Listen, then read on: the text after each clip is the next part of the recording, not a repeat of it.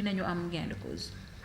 D'abord avant ñuy wax ci ak les autres presses aussi. ndax avant ñuy wax ci loolu dañuy préciser aussi que ni le journal de l'économie du Sénégal. de l'économie sénégalaise le GECOS moom tamit intenté na benn action moom tamit yóbbu na Cour suprême depuis le 30 avril. moom dafa defoon kii référé. mais par rapport ak kii recevabilité bi dañuy en fait ça n'a rien à voir avec le fond du dossier. Recevabilité d'un dossier c'est juste pour dire que ni Cour suprême xaw ma Aïssatou Diop Fall.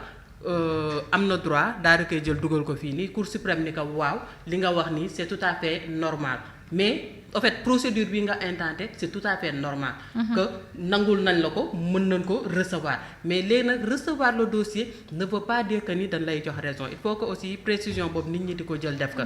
mën na recevoir le dossier bi parce que si je ne me trompe pas c'est l'article 33 de la loi sur la Cour suprême. la loi organique sur la Cour suprême si je ne me trompe pas c'est ça moom moo déterminer critères yi nga xamante ni ci la Cour suprême di déclarer benn dossier recevable oui ou non léegi nag si boobu noonu lañ jël dañu dépendre ba daal ni son dossier est recevable. léegi nag le problème mooy au-delà de la recevabilité du dossier. Est-ce que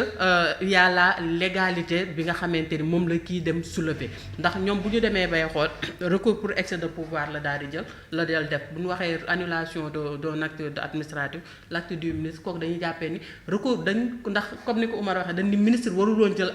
acte boobu noonu. donc moom buy introduire recours pour excès de pouvoir la c'est-à-dire li ministre bi def war ko woon def. mais léegi problème bi posé wu devant la Cour suprême mooy xool éléments yi nga xamante ni mooy nekk ci kanam. Ministre bi fan la basé wu ba dem jël benn décision bi. ak plaignant bi ci lan la basé wu ba taxaw ni kii waru ko woon jël à partir de là moom mi nga xamante ne nag juge de droit la moom mooy taxaw mu xool kii li mu wax ministre bi li mu basé wu ndax yoon la wala kii li mu basé wu ndax yoon la. à partir de là nag la ñuy mën a xam ndax kii moo am dëgg wala kii amul dëgg. loolu beneen procédure la boo xamante ni dafa war a dem après. moom Aïssatou Diop Fall je sais pas ndax référé la def oui ou non mais en tout cas le journal de l'économie sénégalaise moom référé la def référé boo ko defee c'est-à-dire article 85 aussi de la loi sur la Cour suprême si je ne me trompe pas aussi moom moo jël prévoir que ni. dans les 48 heures le juge doit se prononcer. malheureusement man j'ai vu que pour le GECOS ñoom dañu daal di introduire depuis le 30 avril. tey le 5 mai gisaguñu benn décision par rapport à ça qu'est-ce qui s'est réellement passé je sais pas. est-ce que ñoom gisuma ñu wax ci lu jëm seen recevabilité oui ou non. waaw week-end samedi ak dimanche mën na si jël jouer mais bu fekkente ni loolu peut-être en début de semaine war na ko daal di jël. war nañ si mën a jot seen décision.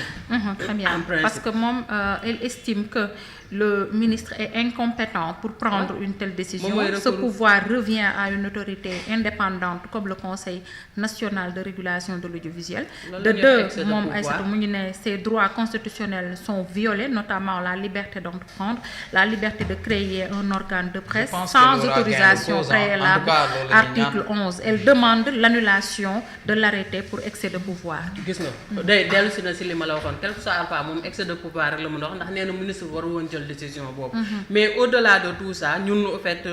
li ñu koy souhaiter. ñun dañuy jékki-jékki rek di jël ay décisions yu leen sax li ñu koy souhaiter vraiment mooy aussi mu daal di mën a am gain de cause si li muy kii mais itam da fekk boobaa aussi moom na respecté li nga xamante ne moom lañ jëloon wax ka ba daal di tax ñoom ñu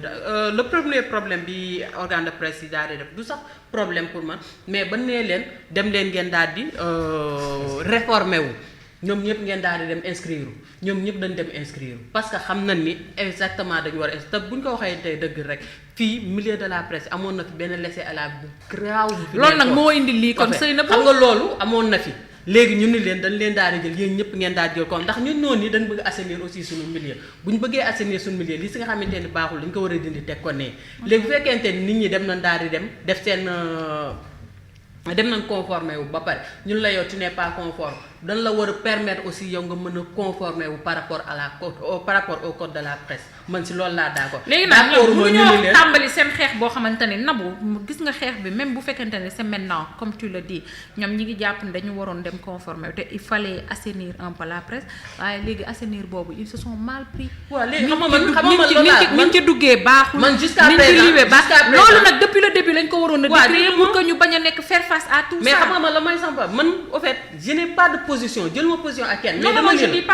mais dama ni dañ nekkoon si benn milieu boo xamante ni ku nekk lu neex waaye def moo si amoon ñun leen jéem leen ngeen respecter le code de la presse ñu daal di koy man fenn laay jëlee ko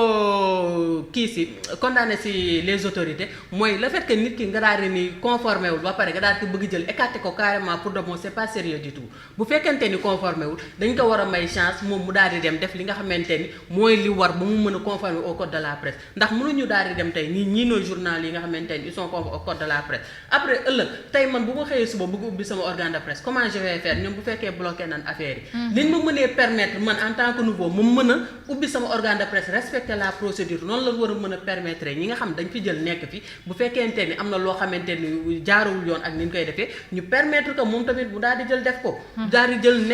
nekk en règle par rapport ak li nga xamante ne mooy code de la presse mais dañuy ñaanal ñëpp aussi ñu daal di leen jël Aïssatou Diop Fall ñun ñëpp xam nañ ko ñun ñëpp dañ ko yàggoon di suivre ñaanal nañ ko vraiment mu daal di am gain de cause li nga xamante ni moom lay wut instant bi ndax dafay permettre bu boobaa aussi ñu daal di wane ni dëgg que ni tout le monde a le droit d'avoir son organe de presse fii kenn waxu fi kenn ni yow kan moo fi tax ni ma yow Seynabou tu n'as pas le droit nga ubbi sa organe de presse mais am naa droit ubbi ko mais bu ma ko ubbee naa respecté li nga xamante ne moo fi ne mais pour ma mën ko respecté da nga may procédure da nga may occasion pour ma mën a respecté li fi nekk mais mënoo xëy un bon jour nga ne ba dama lay jëkkati da nga fiy jóg daal di dem loolu personne yaakaar naa ne assise ya nañ ko génnee rek loolu mooy mooy li ñu war a assainir loolu mais ñu nañu nguur gi assainir ak nguur gi bu ñu ñuy assainir nu leen neex lan ñuy assainir mais au-delà de ça y avait un problème je me rappelle patron de presse yi waa fi laa ko tey patron de presse yi doon nañ fi demander une rencontre avec le président wala même avec le ministre mais pourquoi mënuñu recevoir les patrons de presse ñoom ils vont discuter de ça ñu ne leen lii ngeen war a def lii ngeen war a def bu fekkente ni yow nekkoo ci kii daan la may chance fii ak tel temps nga daal di koy jël nekk boo ci nekk en fait mën nañ trouver ay solution ba nga xamante ni ñëpp dañuy teg ci benn yoon mu jug ñu avancer mais de là à bloquer des gens loolu tam kenn daa la presse doit être indépendante s'assainir elle-même ñëwal bien sûr def seeni assise ba pare jël ko dugal ko ci tiroir yi ba pare daal ni nañu nguur gi assainir mu assainir nu mu leen nu mu ko neexee ngeen di jooy di yuuxu quand même waaw mais yéen a ci conformé wu yéen a ci conformé wu jaay doole mais ngeen bañ ko nangu jaay doole mais ngeen parce que tey jii entreprise de presse bu parce que lu la constitution may du nguur moo la koy xam na fooy jaar lu la constitution may du nguur moo la koy nous sommes tous égaux devant la loi. Y a des cas où le code pénal prévoit tey jii journaliste bi fauté na fan lañ koy yóbbu di ci tribunaux yi ñu àtte ko organe de presse bi même canon bi nga xam ne ni defee na ko am na y a des cas prévus par la loi yoo xam ne sax ça permet de fermer l'organe de presse te lépp dañ koy jaarale ci ay loi ci ay décision tribunal comprendre nga y a le correct qui est là non je sais pas non dëgg la l'assainissement ñun ñoo ko bëgg mais assainissement bi bul profité ci assainissement ñëw di def say yëf loolu la ñu wax waaw ñëw quoi loolu la ñu wax kay mais c'est ça toujours été le problème des politiques un politicien mooy taxaw nit ñi di kaas benn affaire de ne nañu criminaliser dara wala nañ def dara du ñu faale de dem ba xaar loolu arranger ko mu bëgg ko utiliser à d'autres fins ñëw ne da koy criminaliser ñu dem voter ko ñëpp tàcc mu jël loolu utiliser ko à d'autres fins c'est ça ñun loolu la ñuy wax ce qu'on dit c'est tellement clair que les gens arrêtent. Tu peux pas yow tey jii être le garant de respect des lois et règlements ñëw de violer les lois c'est ça quand tu prends une décision illégale par exemple quand tu interdis à une personne de sortir du territoire sans notification mais loolu c'est une violation de la loi cette personne-là a la possibilité de porter plainte contre toi selon l'article 106 du code pénal il faut que les gens arrêtent les gens qui sont censés respecter la loi ñoo di violer les lois les gens qui sont censés respecter la loi une personne dem saisir les tribunaux ñi nga xam ne ñoom ñooy àtte ñooy le dernier rempart de la démocratie ñu ne la defal lii defoo ko mais quand même il faut qu'on arrête mënuñoo ne dañuy ñu assainir ñu saf lu leen saf buñ ci profité yow tu as yow da nga am yow ceer a ngi nii ceer ba nga am IPM ceer ba nga am reversement caisse de sécurité sociale ceer ba nga am IPRES ceer ba nga am retraite bu baax ba nga sa salaire ñu koy yóbbu ci banque yi pour boo demee di leb ñu kiiwal la ko mais tey quand tu nous agonises tey jii ñëw ne defal lii defal lii ñëw laaj ma impôt ba pare di ma naan kii mais quand même il faut que les gens arrêtent quoi. Les gens savent que ñii nii li ñuy def c'est pas pour dimbali presse bi mais c'est pour nous enfoncer. moo tax nag xeex bi nekkul woon léegi. yaakaar pour nga ñëw dimbali ko mais yow ba nga ñëwee ba léegi entreprise yaa ngi daax entreprise yi nga xam ne amuñu woon problème sax tey